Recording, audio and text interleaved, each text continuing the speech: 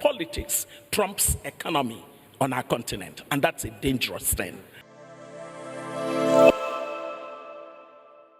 You know, there are two economies in this country, and it was never going to be sustainable. That's what we're saying. There are two economies traveling on their respective tracks and somehow never meeting. And the real challenge is that political expediency is keeping your politicians from taking the right kinds of measures that are necessary to make this economy as productive and competitive as it should be. The opportunities are incredible. There's so much to leverage on. What is it that we know grows economies and expands opportunities? We know that if you have the sound policies, you're good. We know that if you have strong institutions and regulatory systems, you're good. We know that if you invest effectively and efficiently in the public goods that represent basic services delivery to citizens and to business, you're good. We know these three things. We know that economies that are enviable today, which used to be lower in GDP per capita compared to South Africa, take a China.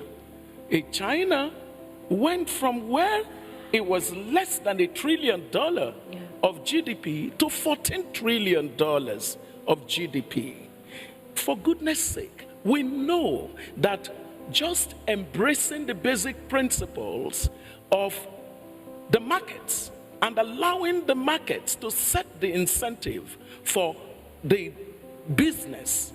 And by the way, my dear, you should get it right now.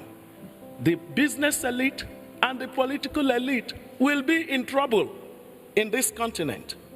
If you want to say it's not our business to talk to the government, that's a bit of a Jim, you got to modify, because what the continent is in need of is a sense of urgency. This feeling that we have comfort and we have relative comfort and we can manage to navigate it, it's not going to last for long. I'm staying with we you. all must use our voice. We need good governance on this continent. We need good politics on this continent. Because frankly speaking, Loretta, I came to this place not to be in a normal World Economic Forum, but to sound a stridency that what we are seeing in our respective countries is not going to be wished away. We need to tackle. Problems are not, what do you call it? They're not rocket science.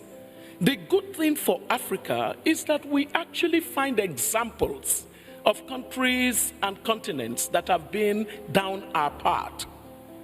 But what did it take to solve it? We now understand some critical factors that go together to create growth. In all our conversation, I want us to take one thing away. We're not going to find band-aids as solutions because they don't last. We need real structural change. Structural change of our economy, structural change of our political landscape. And so what it means is we have to be more deliberate and intentional about what we're seeing on our streets. And we're not being that. You know what we're being? We're having good, normal situation conversations. And that's very unhealthy because that's like playing the ostrich.